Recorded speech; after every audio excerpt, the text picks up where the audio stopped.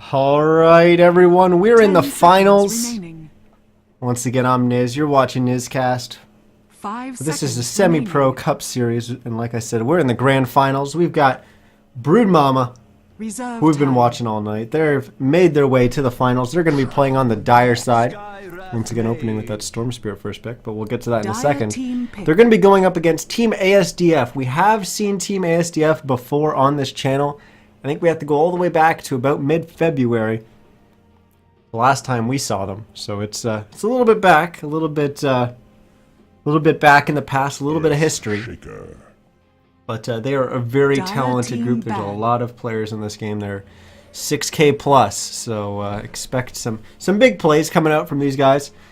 But let's jump right into the draft. Once again, Broodmama getting that first pick. They ban out the Shadow Fiend and the Brewmaster. ASDF banning out the Sniper and the Bat Rider. First pick, Storm Spirit comes out for no Broodmama. Team ASDF responds with a Troll Warlord and a Skywrath Mage, so we're getting to see a lot of Troll Warlord tonight. Then no Broodmama picks up the Earthshaker as their second pick, and we go right into the second set of bans as we see Axe not getting banned in the first set of bans, not getting picked in the first set of picks, but now he'll get removed in the second set of bans. So we're not going to see him on the board, and we're also not going to see a Pudge on the board as Team ASDF must have been watching that that game the last game, as they're going to remove that. No Broodmama getting rid of the Faceless Void, so we're not going to see the new Faceless Void skin tonight. But we do get to look at his nice new portrait picture there. But what do we got so far? Well, we've got a Storm Spirit, typically run in the mid lane, although last game we saw no Broodmama run it in the safe lane. Earthshaker, one of those heroes that is pretty good at moving around, one of those supports. Really likes to move around, likes to do a lot of stuff on the map, but he's also pretty good at deterring any kind of really early aggression. And, well, we're going to look to see how they choose to utilize that Earthshaker. As for Team ASDF, which just banned out the Meepo, so clearly they were watching last game as they removed both the Pudge and the Meepo. So we're not going to see either of those heroes. Team ASDF, obviously anti-fun, and they don't want to make this a fun and enjoyable game to watch. 10 seconds remaining. No. They just want to win, so they're banning out things that they're worried about, things that they may feel that they could struggle with as a team, so they got rid of that. And, well, they got a Troll Warlord. Like I said, typically run in the safe lane, but we have seen him run in the mid lane, and, well, we saw him run in the mid lane today, so we could see that again. He was up against a Sniper. Sniper getting banned out this game, so we're not going to see that matchup again. But we will see Skywrath Mage, and one of those heroes that's very similar to Earthshaker in being that he likes to roam around as a support. Not as strong, I'd say, at kind of deterring any kind of aggression, but he is pretty good at dishing out some kind of revenge damage. So expect him to be able to do that. I think he scales maybe a little bit better going on into the game. However, Earthshaker with the Echo, once he gets his Blink Dagger up, can be devastating. Well, Team ASDF taking a while here to really decide what they're going to go with their next pick here. Just going to open the chat, make sure we don't have any kind of remake or something like that. But that's not the case. Lion. Well, they're going to go with the Lion, so they do already have their support duo in the Skywrath and the Lion. That's going to give them a lot of burst damage. Of course, they got the Finger of Death coming out from the Lion once he hits 6, and then at level 6 on the Skywrath Mage, we're going to have the Mystic Flare. So both of those doing large amounts of magical damage. And both those heroes kind of offer two differing things, but actually kind of the same at the same time, and that is a lot of control coming out from the line. You've got Earth Spike, so you've got one stun, then you've also got the instant disable in the Hex. So that's going to be very, very valuable locking down the Storm. You can Hex him up, follow that up with an Earth Spike. You can also use Earth Spike and all that to lock down multiple targets, but if you're looking at specifically the Storm, lead it with the Hex, followed up by an Earth Spike. That's going to be a good way to locking him down. And then Skywrath. He's got the Silence, the Ancient Seal coming up from him to being able to continue to lock down that Storm Spirit, making sure that he's not able to jump around, using that Ball Lightning and pick off all these, well, the squishy supports like the Lion and the Skywrath. And then Skywrath, of course, in his kit, he also has the concussive shot to be able to slow people down. Radiant team pick. Well, we get no Broodmama once again going with their Wisp, so they're going to pick up the IO once again. We aren't going to see it paired up with a Pudge this time around. And Team ASDF fires back almost immediately with the Tidehunter, so they've picked up their offlaner, and no Broodmama has picked up their second support. Phantom Assassin. We are going to see no Broodmama go Radiant with team their ban. carry. Okay, so we got the Phantom Assassin. So most likely we are going to see the Storm Spirit in the mid lane. PA in the safe lane, although they could swap those two and put the PA in the mid lane and safe lane the Storm Spirit. We're going to have to wait and see on that one. 10 seconds remaining. But now we move into our final sets of bans. 5 seconds look remaining. over to the chat and I see, well, Reno just being a clown, but Follow the Reaper says, "Hey brother, this game isn't ticketed for some reason, by the way." Yeah, unfortunately it didn't get ticketed.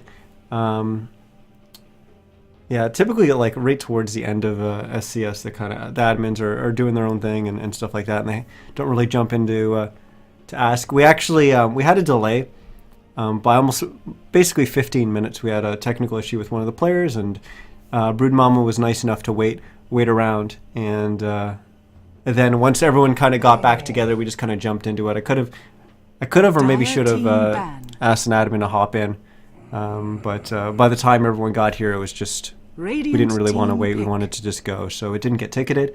The semifinals and the quarters did, though, so that's those are at least there. Yeah, jumping back into the draft, we've got Silencer and Bristleback now removed. So what is Team ASDF looking for? Well, they could be looking for a mid laner if they choose to put their Troll Warlord in the safe lane, or they could be looking for a safe laner and put their Troll Warlord in the mid lane. Either way, they're going to be looking for something that's going to give them 5 seconds remaining. I want to say a little bit more mid-game strength. Reserve time. Maybe something 10 that seconds can do some good remaining. right-click damage that can pair up with Troll Warlord's ult, as they don't 5 really have seconds anything that works remaining. well with Battle Trance. And they're going to go with Juggernaut. That definitely works. Dire team pick. And is definitely a mid-game powerhouse. Surprisingly, Juggernaut has basically been passed over most of these games tonight, as we see him getting picked up 5th overall. No Broodmama. There we go. That's what it sounds like when you can actually speak. Knew exactly what they want. They picked up the Omni Knight. And that looks like it's going to be an offlane Omni Knight, as they've already got their 2 supports, and that's what they were lacking. So, yeah, it's going to be an offlane Omni Knight, and that's going to give them a lot of strength. It means PA isn't going to have to pick up her BKB as early. It's also going to mean that they can go pretty deep and not really have to worry too much about the amount of right-click damage coming out because of Battle Trance. Prepare for Because battle. they've got the Guardians, the GA, the Guardian Angel coming out from the Omni Knight. And on top of that, there's no real diffusal carrier or natural diffusal carrier on Team ASDF, so they don't really have a way of diffusing or purging any of the buffs that come out from the Omni Knight. But let's introduce the teams and the players. On the Radiant side, we have Team ASDF. Playing their Juggernaut's going to be YOLO Swag Rico. Playing the Lion is going to be Clement. Playing the Troll Warlord is going to be God's Hand. Playing the Skywrath Mage is going to be Key Wielder. And playing the Tidehunter is going to be XSY. On the Dire side, it's going to be no Broodmama. Playing their offlane Omni Knight is going to be 11. Playing their Phantom Assassin is going to be Brink. We already have at least one friend of his in the chat. Playing the Storm Spirit is going to be Your Lie in April. And I forget who that was. They haven't changed the player playing that. It's going to be... it'll come back to me. I'll come back to it. We got Era playing the Earthshaker. And we've got Kentai, or Ken, on the Wisp in the offlane. Looking like he's going to be paired up with the Omni Knight. As for starting items, we've got Rings of Protection galore. We got 2 on this Tidehunter in the offlane, going with, I think, what people refer to as the Eternal Envy build. But besides that, surprisingly, we don't really have boots first for anyone besides the Lion getting played by Clement. We don't have smokes. We do have a set of sentries on the Earthshaker, but besides that, just kind of normal stat items and regen items. As for our lanes, what do we got? We've got Tidehunter going up against Storm Spirit and Earthshaker in the top lane. In the mid lane, we've got Troll going up against Phantom Assassin. And in the bottom lane, we've got a tri-lane of Skywrath, Lion, and Juggernaut going up against Omni Knight and Wisp. Arrow pulling off to the side. Not having to go back and do the normal pull, as he wasn't going to get there in time. So making use of what he's able to. Brink getting harassed a little bit here in the mid lane. As, he's been getting bullied quite a bit, as the Troll's already off to 6-1 lead in CS, and well, PA struggling to get her second last hit. She's only got one on the board thus far. XSY's been able to play very, very aggressive in this top lane, despite being up against two heroes. They are two rather low-range heroes, and with him having those 2 rings of protection, giving him 3 armor each, he's up to 9 armor. That's 35% physical damage resistance. And if we take a look at, let's actually find someone with 3 armor. Who would have 3 armor? Definitely not Troll. Well, we're not going to be able to find someone with 3 armor apparently, because no one's got 3 armor in this game. But if we still just look at this is 35% physical damage reduction, and that is absolutely gigantic. That means you're going to be able to take a lot of right-click damage and not really have to worry about too much. Regeneration. In the bottom lane, Yellow Rico getting harassed a little bit here as his 2 supports have kind of rotated away from the lane. And we've seen 11 in this off lane get a lot of gold. Whether he's playing Pudge, whether he's playing the Bristleback in the first game, he was able to do work both times. And the first game he wasn't paired up with a support, but in the second game he was. So look for him to a pretty good start on this Omni Knight, as he's managed to do it in our previous 2 games. So Clement trying to do his best to stop them from doing so, getting a deny on the creep there. Continual pulling in the top lane as both sides keep trying to pull this camp off to the side. As we take a quick jump back to the mid lane and see how things are going here. God's Hand 16-2 CS. Brink has narrowed the gap a little bit, 12-1. So he struggled with that first creep wave, but he's been able to catch back up. Now actually 15-1, just 1 CS behind God's Hand. So redeeming himself a little bit there. Denied. This is definitely the most passive start to a game that we've seen all night tonight. We've seen some pretty crazy action coming out from No Broodmama, but electing to go with a little bit more casual, or I shouldn't say casual, passive approach to the start of this game. But you know what? Both teams I think are probably pretty comfortable with how they're how the lanes are going thus far. If you're the Radiant side, you're saying, you know what, our Tidehunter's getting quite a bit in this top lane, he's doing okay. If you're the Dire side, you're saying, well, our Storm Spirit's free farming, he's getting all the farm that he wants, although his CS is actually falling a little bit behind the other safe laner. But for the most part, they say, you know what, that's going okay. In the mid lane, both teams say, both of our mid laners getting what they want, that's going okay for us. And in the bottom lane, it's the same thing as well. Maybe our offlaner's not kind of getting as much as their Tidehunter is, but it's an Omni Knight. Maybe we're okay with that. Maybe that's the one place that we're falling behind. We're going to see Ken. He's already been purified, and he's going to go down. As that's going to be our first blood. Clement getting it on the line. There was a little bit of help there coming out from Yolo Swag Rico with his Blade Fury, and notice he actually put a second point into Blade Fury, so giving him a little bit more offensive potential. We typically see people kind of go a 1-1-1 build, sometimes even a 1-1-0 build, and just getting a bunch of points into stats before actually dumping them into Blade Dance. But the new build, and I say that with quotations, is to actually max a Blade Dance first and only put 1 point in Spin. So he elected to get a second point here. I'm not sure if maybe that was just because the opportunity arose to kind of get that kill on the Wisp, or maybe he just likes going 2 points, or maybe he's actually going to put the full 4 in it. we'll have to wait and see what kind of skill build he elects to go with there. So you see 2 sets of Tranquil Boots getting finished already, 11 getting his up, but Clement managing to get his on the support line, and that's going to allow him to move around the map a lot faster. And when he's already got 1 point into Mana Drain and Tranquil Boots, he's pretty much never going to have to really go back to Fountain. He's going to be able to do a lot more in the lane and basically stay out and always have a presence. See 11 and Ken kind of pushing out here, trying to interrupt the pulls, but God's Hand making a rotation down. They've already got another kill onto the Wisp, and they're going to look to deal some more damage onto 11, but he'll be able to back away. God's Hand then getting the rune, but Era making a nice rotation down, lays down the fissure, traps God's Hand, but God's Hand turns it around, gets the kill onto 11, and now he needs to maybe reconsider as he's going to try to run away from Brink here. Meanwhile, they're on the other, the supports for the Radiant side are going to chase down the Earthshake. They're going to get the kill there. God's Hand turns around on the high ground, throws out the axes. Brink with a couple misses, but at the same time, God's Hand with a couple misses, and Brink gets that kill there with just 50 HP.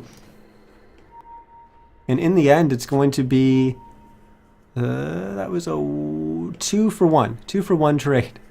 Had to think back there for a second because we lost the Omni Knight, and well, we lost the Wisp, then we lost the Omni Knight, and there we go. Keywielder hiding, trying to get a pick off on Brink. Great play there from Keywielder. He will find that. I think it's going to cost him his life though, as 11 and Ken are going to get the kill there. 11 actually getting the last hit. But great play there from Keywielder, sacrificing himself as a support to get a kill on that. Well, it's the hard carry, but it's also the mid laner for Broodmama. So great play there coming out from Keywielder. Well, we unfortunately missed a kill in the top lane as the Storm Spirit gets the kill onto XSY.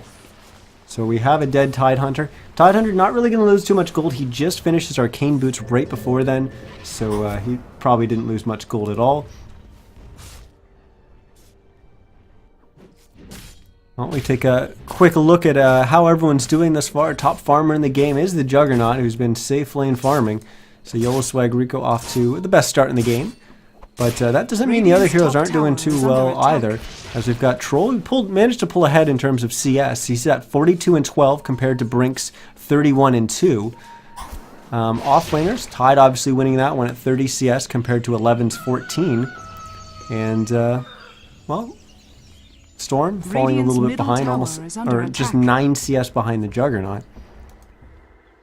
But that's not the biggest thing in the world. Ooh, Omni Slash coming out from Yolo Swag Rico, allowing him to get the kill on Ken. And then he also finds himself standing right next to the Dire's Courier. So with 2 slashes from his Samurai Sword, he manages to get the kill on that as well, giving everyone on his team a little bit of gold. And also preventing Dire from being able to deliver any items with that Courier for, was it 2.5 minutes, I believe it is? How do I not know this timing? Yeah, it's 2.5 minutes roughly by now. And now they're going to try to go after 11, but he already had the repel up, so the Concussive Blast isn't going to slow him down. They are going to have a TP from the Storm Spirit. He's going to jump forward, but he will get hexed up, so he's not going to be able to get a grab off onto Clement and allow them to keep chasing for a kill. Speaking of chasing for a kill, we've got God's Hand going deep here, getting some good damage into Brink. We are going to have TP support coming in from 11, and now Brink is going to be on the offensive, trying to go after God's Hand, not able to get the Blink Strike off because it was still on cooldown, but he will once it's right back up, and he's going to jump past the tower. We're going to have Storm jumping from pretty much the other side of the map, ball lightning in. He doesn't really have much mana, but he's got enough to secure the kill, so they're going to get that one. In the meantime, in the top lane, we had Tidehunter claiming a kill onto the Earthshaker, so managing to pick him off there. He did use Ravage, but we still have action in the mid lane as 11's going to get Earthspike, and Clement's going to lose his life. We're casting it as Brink is going to get the kill there, but then Brink goes down to the Skywrath Mage, and then Skywrath Mage goes down. And now we've got Wisp, who's desperately on the run, and he's going to go down. Now it's just 2 heroes left, Yolo Swag Rico and Your Lion April. Still can't remember who that is. In chat they said it's Alia. That wasn't the game. That wasn't the name he was going with last game, and that's the name I'm trying to remember. But you say it's Alia. Is that Alia Star, the streamer? Oh, well, you guys will have to get back to me on that, and well, with the 2-minute delay. Dire's top tower is under attack. But, for a game that started off relatively passively, we've seen the pace pick up here pretty quickly as Yellow Swag Rico is going to get jumped on by the Storm Spirit. He needs to be careful. As the Omni Slash is available to him, he will jump away. Yellow Swag Rico making sure that he wasn't just going to waste his Omni Slash there on a Storm that can just ball lightning and immune it. So Storm trying to bait that out, but Yellow Swag Rico not biting. Well, I'm going to switch on over to the net worth, and we can see just how well those last hits and those kills have worked out for everyone, as we've got our Juggernaut leading the way by about 800 net worth over top of the Storm, followed by the Troll, and then eventually the PA, who's 1,000 gold, 1,000 net worth behind the Troll. So Dire losing out a little bit on that mid lane, and even losing out in the off lane as the Tide's got about 1,000 more gold as well. So basically what we should end up with is about... how much is this? That's probably almost 4k, 5k gold lead. Let's see how my math works out. Yeah, there we go. Woo! As Team ASDF about 5k ahead right now in just 12 minutes, so they're off to a pretty good start. But you can't just look at net worth, as I think, you know, you take a look at the net worth on an Omni Knight compared to the net worth on the Tidehunter. That little bit of net worth is going to be a little bit more valuable on a Tidehunter and a little bit more necessary for him to really do what you're picking him for. Omni Knight doesn't really need as many items to get the ball rolling. So that difference of 1,000, it's actually more than that now. It's almost 1,500 now. Isn't really that significant. So you can almost reduce that from their team's lead. As we see Ken getting picked off in the bottom lane, Yellow Swag Rico using the Omni Slash to get the kill there. It chased after the Storm, but not able to get the kill there. We got the Tidehunter, who, well, is talking about getting that gold, getting the net worth going. We've got Blink Dagger just getting picked up by him, so Ravage is off cooldown. Look for him to TP to a lane and try to get something going with that Blink Ravage. Dire's top tower is under attack. We basically wait to see where he's going to TP. Where is it going to be? And are they going to try to set something up? Ooh, it could actually be really big if they choose to go to a different lane, but it looks like he's just going to walk. He's going to hold on to his TP for a little bit. As Alia just TP'd to the top lane, so he won't be able to join his team if a fight starts in either mid or bottom. XSY looking to start something. He wants something mid, I think, but now he realizes he's just kind of wasting too much time. He's going to have to make his way up to the top lane, where Clement is waiting for him. Well, here we go. They're going to blink forward. They are going to use the Ravage. Will Clement be able to get in time to get the Hex off? He wasn't. He realized he wasn't. He's going to use the Earth Spike just to give him that extra little bit of range, but now it's going to completely turn around on them, as we had the relocate, and that's going to be one dead lion, and it's going to be one dead Tidehunter, is it? No, he's going to be able to blink away, so just managing to get the Tidehunter out of there, but that is not what you want to have happen with your first Blink Ravage. As, well, no Broodmama knew exactly what was up. As Q-Wielder now laying down the Mystic Flare onto 11, but he did get the repel off, so not taking any damage from that. And unfortunately, a wasted Ravage from Team ASDF. I shouldn't say wasted. I mean, they used it at the right moment, or maybe just a slight bit too early there to try and get a kill, and no Broodmama, they just had the better play.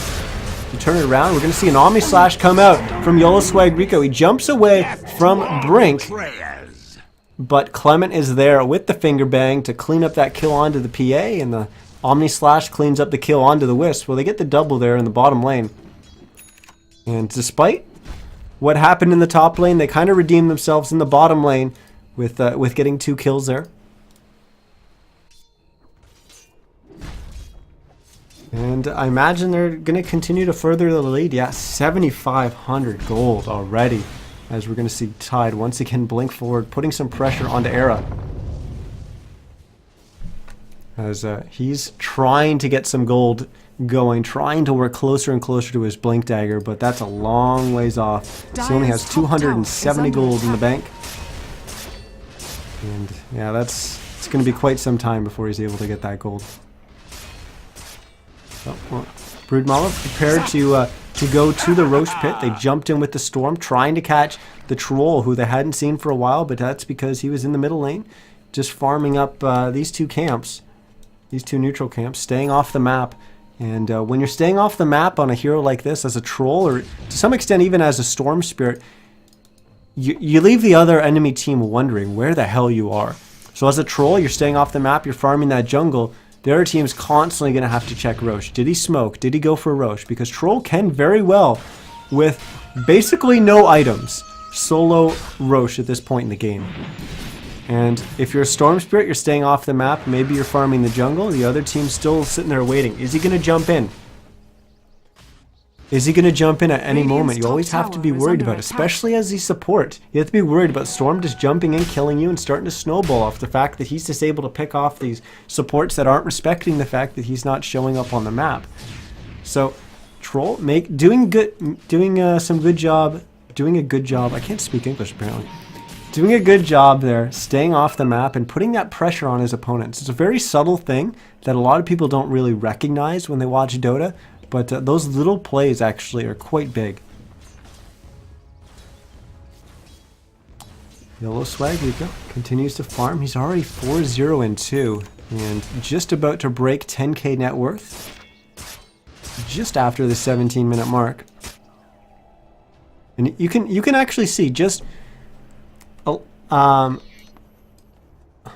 hate when I draw a circle on the map like that, but Broodmama always hanging around this Roche pit. Once again, they just check with Ken. Pop in there. See, is Troll doing it? No. Well, he just showed mid right after that. So now they know he wasn't in there. But of course, they had to check. They have to stick around Roche just because of the threat of that Troll Warlord doing it.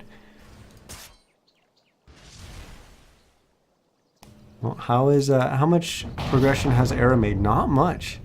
500 gold. He must have bought maybe... no, that's certainly not his. He must have bought some observer wards or something. We're going to have a smoke for the Radiant side. Clements has been popped, I think, or maybe it wasn't smoke. But either way, they are going to find Ken, who is trying to run away on the Wisp, but he's not going to get out of there. Well, actually, he will as he relocates away back to Fountain. Question is, who will be with him? Will anyone be with him? It doesn't look like they will, but they are converging on his location. So we are going to be set up for a big team fight here. Ken comes back. He's got the balls going. He will go down. Finger Blast comes out. And then XSY blinks and gets a 3-man Ravage. They try to focus down Brink, but maybe they have to think better of this. Never mind. God's Hand has a DD, and he's just right-clicking people down. Yellow Swag Rico gets a kill onto 11. Now they're after Era, who he's going to go down as well. We've already lost 4 heroes for no Broodmama. The only one left is Brink, who's desperately running for his life as he stops Helm of the Doms, this Centaur, and then stomps God's Hand to make sure that he's not able to keep chasing. Oh my goodness, the plays coming up for Brink. Middle tower has fallen. Well done. That's what I love about Dota. That's what I like to see when I watch Dota. That's a pretty damn good play. It's, you know what, when you look at it, you're like, wow, that was actually pretty simple. All he did is he ran and he turned Helm of the Dom and kept running and then like tabbed over and stunned. It's not that hard. I mean, it is. Mechanically, like, to do that, it's not that difficult, but to think in the moment to do that, that was a pretty heads-up play coming out from Brink there. And I can't draw any more attention to it. It was just that good. It needs to be pointed out, and good play there coming out from Brink. I said that there was going to be some high-level plays in this game, and we just saw one of them there. But we have to think about what happened prior to that, and that was 4 heroes. The other 4 heroes on No Broodmama all getting picked off as Team ASDF still pull further and further ahead as they're going to get another tier 1 tower here. As it's going to go down, that's going to give them a little bit more gold. No Broodmama looking for a trade, and they are going to get it in the top lane. But Team ASDF's perfectly fine with that trade because now they're beating away on your tier 2. And I don't know how No Broodmama is going to be able to really stop this kind of 5-man death ball that's coming out from Team ASDF. As there's not really much team fight at all on this dire side. Or at least, I mean, there is team fight, but they're not quite there yet. They need a little bit more before they're able to really start fighting. and certainly really start defending their towers. Well, we've got a lot of items coming out, and actually that reminds me, let's take a look at what everyone has as we're going to cycle through all the heroes here. We got Yola Swag Rico with Phase, Mask of Madness, Manta, and now he just purchased a Diffusal. So I said that they didn't have a natural Diffusal carrier. The one hero that would potentially pick it up on their team was the Juggernaut, and he does. So the Repel and the Guardian Angel, not really that worrisome for them anymore because they've got a way of purging it. Lion, Clement has his Blink Dagger, also has a bunch of support items as well, so he's doing well for himself. God's Hand has a Morbid Mask and an S&Y, 2,800 gold on hand. He's always threatening to potentially do Roche, but, well, Roche is off the board because he's got an Aegis, because they had just done Roche. Skywrath Mage, Key Wielder, finished his Ring of Atos. XSY's got his Mana Boots, his Blink Dagger, and already working towards his Refresher. He's got his Perseverance on hand, and we've got some TPs coming into the bottom lane as they're going to try to set something up as Broodmama is looking for a trade here. XSY blinking forward, just slowing down 11, but not committing the Ravage there as they realized it was just him. Ken was just off into the jungle a little bit, but they TP down there, they defend their tier 1 tower, they don't give up the trade, and while that was going on, their teammates take the top tier 1 tower. Now, no Broodmama, clearly trying to avoid team fights there as they look for another trade. They take the tier 1 tower, but Yola Swag Rico spinning down on to Brink, who gets caught up in an Astral or Mystic Flare, whatever the hell it's called. Yola Swag Rico gets the Omni Slash and doesn't just finish off Brink, but he gets the kill onto Ken, who tethered to try to help out his PA, and now he runs forward with the help of Clement, and they get another kill onto Era. So 3 heroes it costs no Broodmama to get that tier 1 tower in the mid lane. And you can't help but wonder how much further Team ASDF is going to be able to take this, as the gold graph just keeps going up. Just keeps going up, and they just need to keep growing with this. If they're looking to secure the game, they're going to get another tier 2 tower. And no Broodmama, they just can't get to that point where they're going to be able to team fight. They haven't really been able to get any Guardian Angels out. They have the Egg Scepter up on the Omni Knight, so it is global. But just haven't been able to get them off, haven't really been able to get into those team fights where they're able to do much. And look, like, they're losing a tier 3 tower right now. They're a little late to jump on in. They will jump on in, grab God's Hand. Clement jumps in, gets a nice Earth Spike off, but we got a big Echo Slam coming up, but an even bigger Ravage as we have lost Clement. So Team ASDF is down 1 here. They're now down 2. Now they're down 3, actually. Maybe they've stayed too long as they've lost Yola Swag Rico. They're going to lose XSY as well. So 4 go down. The only one who isn't dead is God's Hand, who managed to run away. And he had the Aegis, but not anymore. And wow, maybe they went too far. Maybe that's exactly what no Broodmama needed. As well, they do have team fight. They just had to wait for it to get going there. As well, it's still going to be updating, but the gold lead coming back to no Broodmama, but it's still a long ways away from being even. But we were looking at the items and looking at what everyone had. Well, we're going to have a refresher coming out from XSY. So he already has that finished. Well, actually, sorry, that's a quarterstaff, not an Oblivion staff. So he practically has it finished. Just, was it 325 plus 450 gold away. So 775 away from finishing that. And he's got 100 on hand. So he's pretty close to finishing that refresher. But what else do we have? What else? Radiant's bottom tower. Well, we didn't really cover the Dire. We've got an Egg Scepter on 11 on that Omni Knight. He also has a Perseverance as well. So is he going for Lincoln's? Is he going for a Refresher? I'm not sure. Brink just finished his Battle Fury. Of course, he had that Helm of the Dominator that I made that huge play with earlier. We've got a Bloodstone on to the Storm Spirit as I miss a kill, as Storm Spirit in fact gets a kill in the bottom lane. They picked off XSY. We got Era, who managed to get that Blink Dagger, I think with the help of that fight at the tier 3 tower in the mid lane, unless he blinked in. I don't recall. I remember the Echo Slam coming out, but I was kind of distracted looking at something else. So I'm not sure how he got into the fight, but we're going to see him, unfortunately, go down here. Question is, will they be able to get a return kill onto God's Hand? Doesn't look like it, as Well, maybe they will with Brink here. They've got quite a bit of right-click damage, but Keywielder comes up and lays down the Mystic Flare onto 11, getting the kill there. Now Brink's going to go down. Storm jumps in, and he's going to look to clean up a kill here onto Clement. He does get it. Now he's going to turn around, try to go for Keywielder, but with God's Hand and Yola Swag Rico right-clicking away, they're going to get the kill there.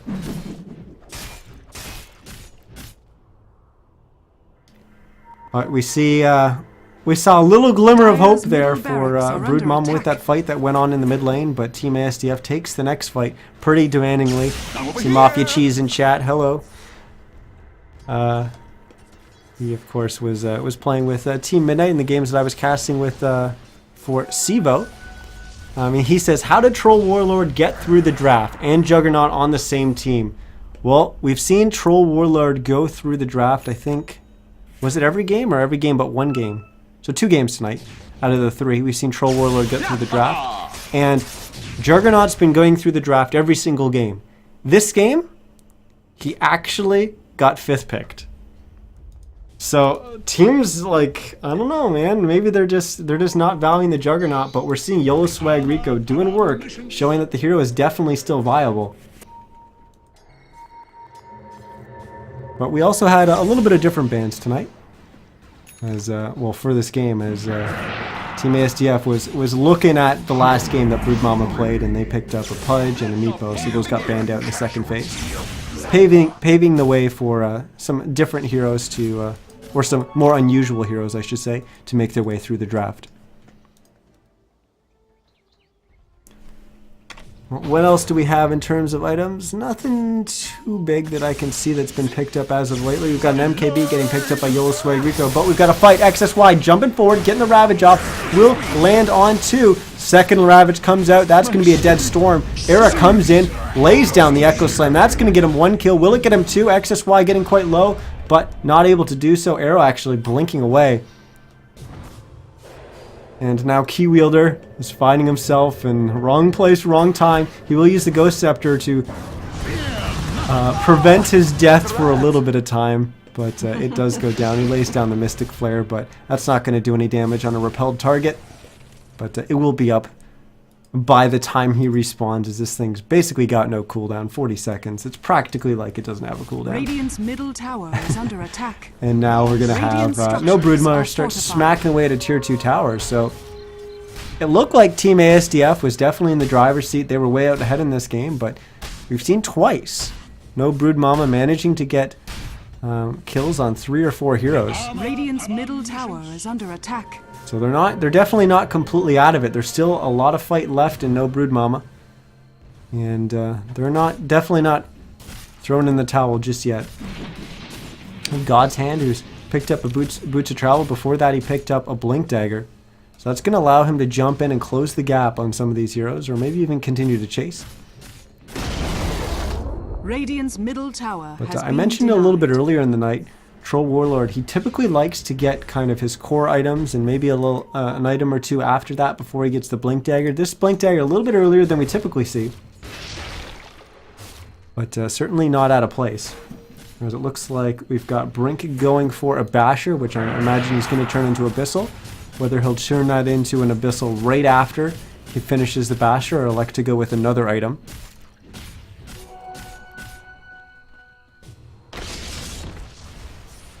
What do we got here? We got the Orchid on Storm. Well, there's that Basher getting finished by Brink. And it looks like we've got an Oblivion Staff and a Perseverance on 11, so that Perseverance is in fact building into a Refresher. It's not going to be a Lincoln's. So just the recipe away from completing that. Brink farming up an Ancient stack here. He does have the Battle Fury, so that is going to allow him to farm camps pretty quickly, and it's certainly going to accelerate his farm quite a bit. And that's kind of the thing that I think Broodmama is really backing on. The fact that they're going to be able to farm a little bit faster with their PA, and they feel comfortable going a little bit later into the game because of it. But look at the items on Yola Swag Rico. That is one big juggernaut. You look at the discrepancy in net worth. We've got 1,800 net worth on the Juggernaut, 1,300 on the PA. 5,000 net worth is the difference. And on top of that, you've got the external factor of the battle trance, Roshan has making Jug fallen attack to the so damn Radiant. fast. Now he's got an Aegis Radiant's on top of top it as tower well. is under But attack. you know what? If we're going to factor in the battle trance, then we also need to factor in the Guardian Angel coming out from 11. But then you also have to factor in that we've got a Diffusal Blade on the YOLO Swag Rico. So there's counters of counters of counters in this game. And I think any way you kind of slice it, YOLO Swag Rico definitely in a pretty good position right now. And no Broodmama definitely playing catch up, especially with their PA. They've actually got a decent amount of gold on their other heroes, relatively.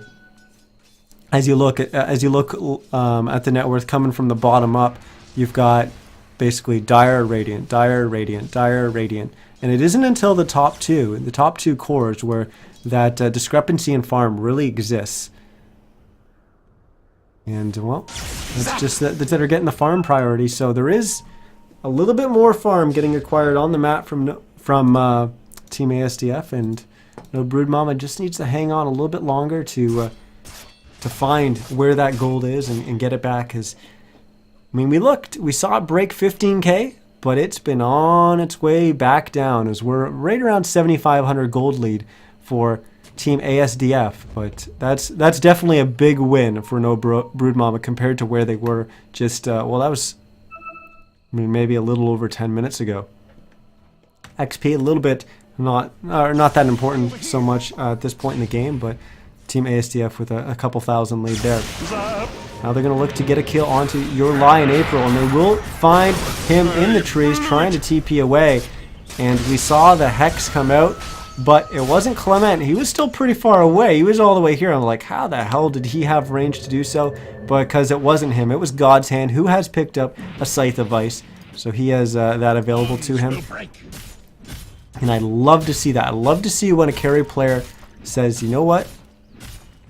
Scythe of Ice isn't just an item that supports get later on in the game. It's not just an item that a hero like maybe Storm Spirit would build into.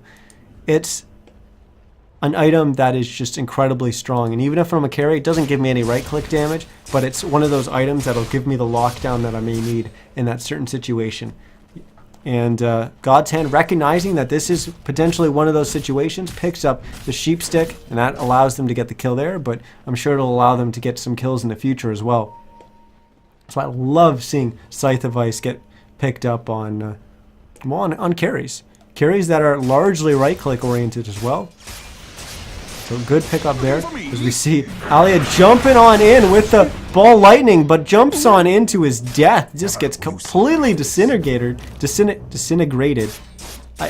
My ability to speak the English language has just plummeted this game. But yeah, we see Clement throwing out the finger bang there. It is rank 2, so it is going to be a while before that's back up off cooldown, but he's halfway to 16. That's going to be a huge power spike for them once he hits 16. But we got to get there, as we've already lost not only our mid tier 3, but the mid racks, and now we're going to lose our bottom tier 3. And no Broodmama's got to do something. They had the Storm jump in with no buyback. They're going to end up losing 2 sets of racks without even being able to defend, as we've lost the bottom set of racks, and they're actually going to come back mid, clean up this range racks, get it off the board. And there was a ping to go top, but then there were some pings to say, no, let's exit out through the secret shop and stay together on the way out. God's Hand will TP away, go to the top lane, get a little bit of farm. We still have Aegis. How long do we have on the Aegis? Well, 1, 2, 3, 4. Okay, so we're about 4 minutes into the Aegis thus far. Most likely not going to have it for our next fight. So we'll have to look and see how Team ASDF looks to approach those minutes after they've lost Aegis and before Roche has respawned. They may choose just to farm and wait for Roche to come back up before they try to push high ground. They're pretty much able to do whatever they want with regards to that, because I mean, they've got 2 sets of racks down. That's going to give them a lot of space. As you see Brink getting picked off, his teammates were all smoked up trying to make something happen on the map, but it's for protect 1, but they weren't protecting 1. They were trying to create space, but Team ASDF wasn't having any of it. They noticed Brink was up here getting his farm on B, maybe a little bit greedy, trying to find farm on the other side of the map. Sometimes that's the safer place to find the farm, but there was an observer ward there that did spot him out, and Team ASDF was swift to make that rotation over and pick off the PA. Dire's top tower Now they're going to take down this tier 2, and I imagine they're going to look to push the high ground. PA does have buyback, but will be back up within 30 seconds. So whether or not they will elect to use it, or maybe they'll be able to hold off. Because I imagine they want to at least try and force out the buyback. And they could potentially do so here. This is actually a very tense moment in the game, as it could be the end right here, as we're going to see Clement get jumped on by Alia. But then we're also going to have a Guardian Angel come out. Ravage is going to come out, just going to hit 1. It's just going to hit 11. And the Radiant will back up. And I think they may choose to just retreat here. Oh, they just refresh. They just refreshed the Ravage on XSY. And we're going to see Alia jumping on in. Tries to get the pull off, but Yola Swagrico was spinning, so not able to do so. Timed that maybe a little bit off. Will XSY look to jump in here? They do now have the PA back up. God's Hand jumps in though. There we go, XSY now jumps out. We have the second Guardian Angel coming out. Brink has already managed to get a kill onto Skywrath, as we've got 2 separated fights here. Era jumps on up here. Where the heck is this PA's? Yola Swagrico slicing down the Wisp, and now he's getting pursued by not only 11, but Brink, Alia, and Era. And maybe Team ASDF stayed a little bit late. Maybe they went a little bit too hard trying to force that. As once again, they lose 4 heroes. That's going to be a pretty damn big gold swing for them. As it's going to go 4,300 gold in Broodmama's direction. They only lost the Wisp. Yeah, it cost them a buyback, but a Wisp death and a buyback for 4 kills. And not just those 4 kills and that little bit of gold, but keeping your last, not only tier 3, but set of racks alive is incredibly important. That pretty much would have been game. As, like I said, going into that was a very, very tense moment. Team ASDF, it looked like they had wanted to go up onto the high ground, post up on here, try and force out that buyback from the PA. Broodmama played it well. They were able to delay it long enough. As we see Storm getting picked off. That Hex doing absolute work. Where is it? Oh, trying to click on. There we go. That Hex doing absolute work for God's Hand. But it looks like they tried to get up on the high ground and force out that buyback. It didn't happen, and then they kind of got into a fight, and then there was a disengage. And then they had a moment where they said, okay, we've disengaged, we've already used 1 Ravage. They've used a Guardian Angel, so there's been a trade there. PA's backup, and they decided that they should go for it. And obviously we saw how it played out. Obviously it didn't work out for them, as they lost 4. But they elected to go for it, and you know, some credit has to go to Broodmama there. It wasn't just an overextension from Team ASDF, because they are heavily in the driver's seat here. You see them, they brought the lead back up to 15k. So they are significantly stronger than their opponents in terms of net worth. And No Broodmama had to play that fight very, very well. When you look back to it, I'm going to have to zoom out pretty far here. As the fight was pretty damn scattered. It took place basically all in that huge area. And when a tide blinks in and your heroes are all spread out, the Ravage isn't going to be that good at all.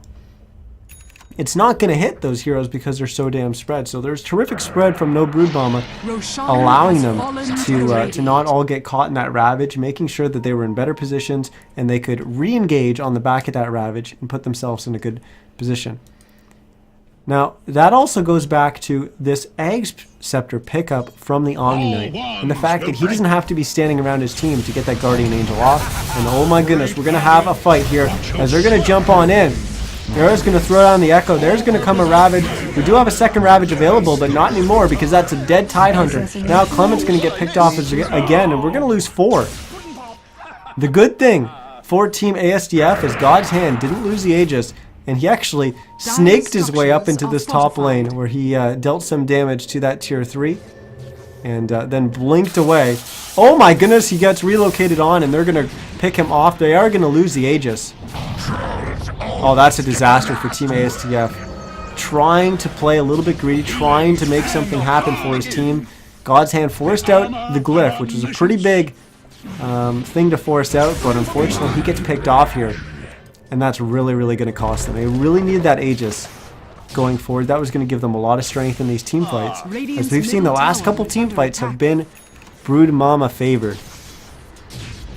So I really think they need that Aegis to help them push that final set of racks. That tier 3 though has taken a beating, so it is going to fall pretty soon. God's Hand will have to buy back here, and as a result of that buyback, Brink and Era will run away. Tier 3 does stay alive. But this game is getting pretty damn tense as every fight feels like it could potentially be one of the last. As I really wonder what is going through Team ASDF's head right now. I mean, they had a big gold lead. They've had 2 really big gold leads, and certainly they have a 10k gold lead right now. You can't call that small by any stretch. XP, like I said, doesn't really matter at this point. But when you've got that big of a gold lead, but you've lost the last couple fights, you've got 2 sets of racks, you have to feel like we've got more gold than them.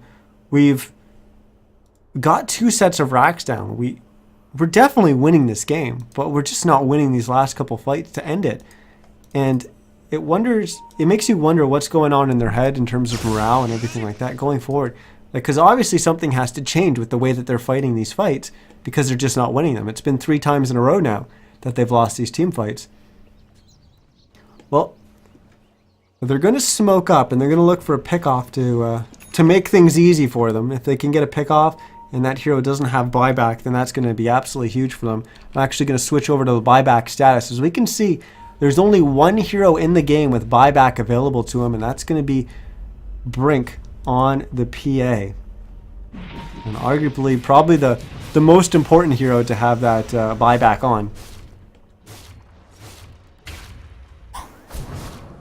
Well, Team ASDF won't find a hero with their smoke, and instead they'll retreat back to their own side of the map. I'm actually going to bring up the items while we've got a little bit of a lull to see exactly what everyone's done in terms of item progression. So we've got a Scotty getting picked up by that Juggernaut. We've got Clement surprisingly holding on to the cheese on the Lion. He's also picked up a Ghost Scepter, but I imagine that was a little while ago. Got God's Hand with an MKB. Of course, that Sheep that's been doing work earlier on, and everything else he's pretty much had for a while. Key Wielder, we've seen him pick up his Ghost Scepter, but his most recent pickup has been a Boots of Travel. XSY really hasn't made too much item progression beyond his Blink, Force Staff, and his Rabbit, and his Refresher, which is frankly all a Tidehunter really needs. 11 on the Omni Knights, got his Refresher, his Ag Scepter, of Vlad's, which should help his team out. But he also has a gem, which actually wasn't purchased by him, it was purchased by Era. But we're going to have a fight here as Ken is going to get picked off. No buyback on him, so that was one of the pickoffs that they wanted. But it is just a Wisp. But with that said, Wisp does a lot with Overcharge to keep a hero alive at this point in the game. Wisp basically tethered onto the PA can do a lot. And it could be that little advantage that Team ASDF needs to break that high ground, and they're going to look to do it here, I think probably with this wave.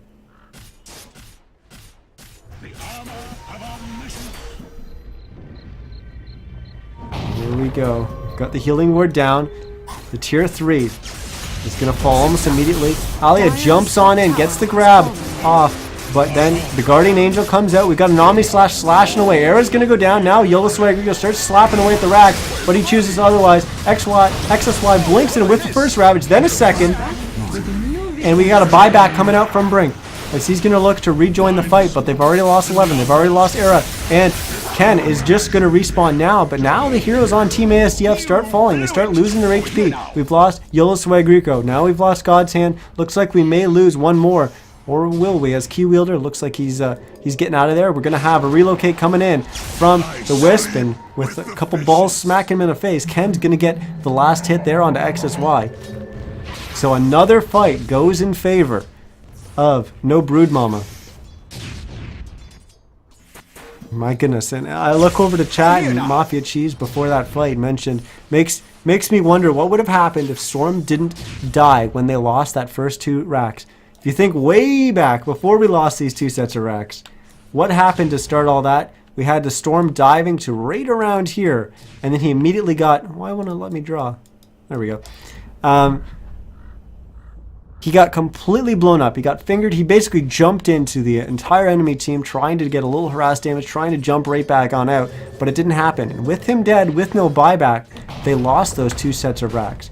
Had he not died there, that would have put this entire game in a very interesting situation. As we've seen it play out, all of a sudden, no Broodmama managed to start winning a bunch of these team fights. So had they not lost those 2 sets of racks, this would have been a very, very different game. So yeah, that was obviously a mistake coming out from Alia, but it definitely makes you wonder what stage his team would be in had that mistake not happened, and definitely what position Team ASDF would have been in. Who knows? Maybe they could have just won that fight outright, as they appeared to be the stronger team at that point in the game, and maybe they would have just gotten 2 sets of racks as well. We don't know.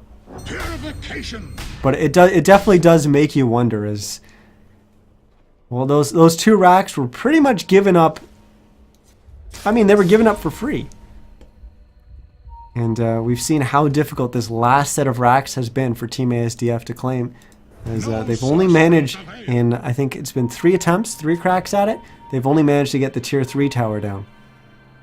And they still have the racks to go. But the next big point of contention is going to be this Roche. We are going to find out how long before he's going to respawn. We have a smoke from Team ASDF trying to get themselves in better position for it, or to potentially get a pick off in the case that Roche does respawn as soon as he can. I'm sure both teams are, or both team supports, there, that's what I'm trying to say, are spamming the chat saying what the potential Roche timer can be. And look at that, it's almost an immediate Roche spawn. So the question is, which team will scout it out first? And which team will actually have the balls to go into the pit and start taking their crack at Roche? 10 picks up a bounty rune. Don't know how the hell they know that observer word's there. Oh, it's actually the dire side pinging out. My bad. I was going to say, how the hell does Radiant know that observer word's there? But we are going to have a smoke from Broodmama, and they're going to get a pick off onto Clement right off the start, but there comes a huge Ravage coming out, landing on 3. It's going to land on 4 now as Brink's BKB has worn off. As we got another refresh coming out as our second Guardian Angel comes out. We've already lost the Troll and the PA, so now we pretty much just have to draw our eyes onto Yola Swagrico, who's slashing down Era. Now he switches off to Ken because he couldn't get to Era. Now he's slashing away at 11, who now he gets fissured up, and that's going to be a dead Juggernaut. And even with them losing their PA relatively soon, relatively early into the fight, Broodmama still wins another team fight. And my goodness, Broodmama hasn't led at all this entire game in terms of net worth. They certainly haven't led in terms of map control. But somehow, 48 minutes, 49 minutes into the game, they're finding themselves arguably in, I don't want to say the better position, because they've lost 2 sets of racks and they've got their top set of racks exposed. I don't want to say the better position, but in terms of team fights, it almost seems like they can't lose a team fight at this stage in the game, and I don't want to, you know, maybe knock on wood with that one. I don't want to, you know, kind of give them the commentator's curse in that sense, but they've, I mean, the last 4 or 5 team fights we've seen have been heavily Broodmama favored. And how can Team ASDF look to change things? They've got 2 Ravages going out. If they don't have a BKB on Juggernaut, maybe that's an option. I don't know. I don't know if that'll really help them all that much. Maybe a BKB on Troll would probably be the biggest pickup that they could go for. They do have 2,400 gold on Troll, and I think that could maybe change things. A BKB on Troll, because it would be a fresh 10-second BKB, that would be absolutely huge. We saw how quickly, well, he's going to respawn right now, but how quickly Brink went down in that last fight because his BKB is down. It was 7-second BKB. That's actually still pretty long, but you almost need that entire 10-second BKB at this point in the fight, in the game, because you've got these two gigantic ultimates that are getting refreshed that are drawing out the team fights. We got the Ravage, we got the Guardian Angel. It's just drawing out the team fight, making it last longer and longer. See, Team ASDF made their way up into the top lane, but Broodmama taking advantage of it, going to take Roche as they're going to pick up the Aegis, park it on their PA. But now Team ASDF is smacking away at the racks. But there comes that glyph, and Ali is going to jump on in, get the grab off onto God's Hand, who will now in turn sheep Alia and just right-click him down. And we are going to lose the Storm Spirit, but an immediate buyback as imagine she's going to come flying in just a second. Now God's Hand goes down. Yola Swag Rico gets caught in the same echo, and he's going to go down. And once again, Broodmama wins another fight. Brink with a triple. And excuse the pun, but frankly, Broodmama was on the brink of losing this game. And somehow they've won so many fights in a row. I can't even like wrap my head around this.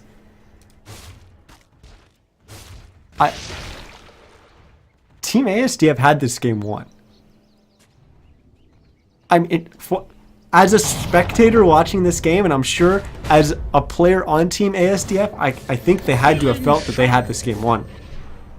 But obviously they didn't. And now we're going to see Broodmama just march down the mid lane. It's going to force out the buybacks from both those important cores, the Juggernaut and the Troll. And then they just back away. And that was important. Ooh, they're gonna go for it here as Alia's going to jump in.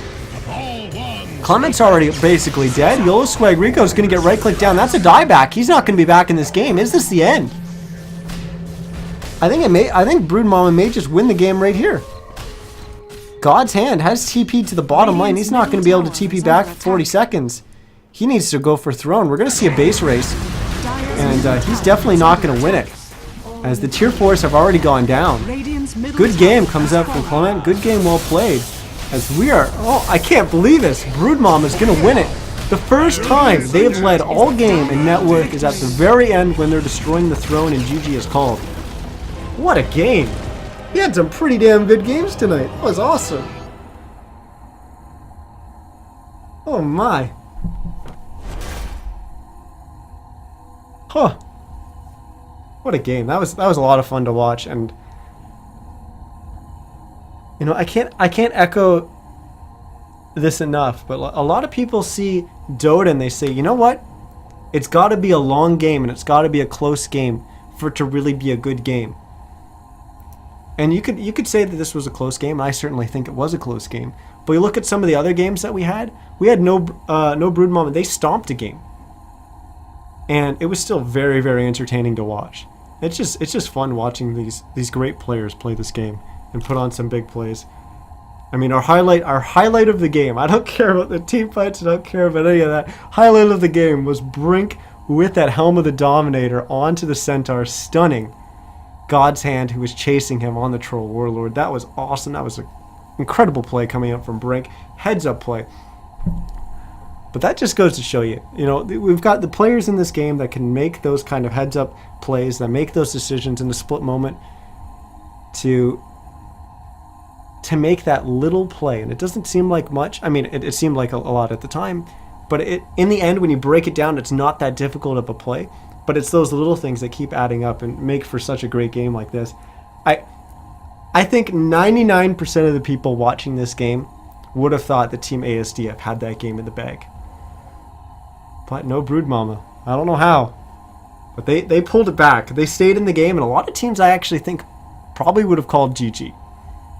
They would have been pretty damn close to calling GG there. But they stuck in it, and they won tonight. So no Broodmama will be our SCS champion for tonight. And I am really happy we got to cast this. I'm really happy we had some people in chat enjoying it as well. Once again, I'm Niz. Thanks for watching. I'm on twitch.tv/NizCast, so make sure you hit that follow button. I'm so close to 100 followers. Not sure if I hit it tonight. I actually can check right now. I don't think I did, but I will check. Nope, not quite there yet. That's my first big milestone that I'm looking to hit. But I'm just glad that everyone was kind of there hanging out for the game. The delay on the streams is catching up now. Everyone in chat saying, "Oh, what a game! Yeah, buddy!" Laughs coming out. So that was a really enjoyable game. I can't believe the game that we just got to watch. But once again, hit that follow button, twitch.tv/NizCast, because I cast SCS every Thursday and Sunday. So yeah, we get to see a lot of games like this. So definitely come back and check it out. Besides that, I've got a Twitter, which is at NizCast. So I tweet about everything I'm doing with the cast and everything that's going on with the tournaments and all that stuff. And you can also subscribe to my YouTube channel, which is youtube.com/NizCast, where I upload all the VODs from the games that I've cast. So tomorrow morning, maybe tomorrow afternoon, the VODs from this game and the other games from earlier tonight will be up there. So you can link those to your friends and let them know to just go watch this game, because it was 52.5 minutes of just incredible Dota. And yeah, definitely more people need to see this game because it was a hell of a lot of fun. But that's going to be it for me tonight, guys. Thanks everyone for watching. I'm going to hang out and chat, say hi to a few people and all that stuff. But yeah, I'll be casting again soon. I'm not going to be casting Sivo tomorrow, unfortunately, but my next cast will be Thursday, so you can come check out some more SCS. But that's going to be it for me tonight, guys. Hopefully you all enjoyed the Dota as much as I did, and everyone have a good night.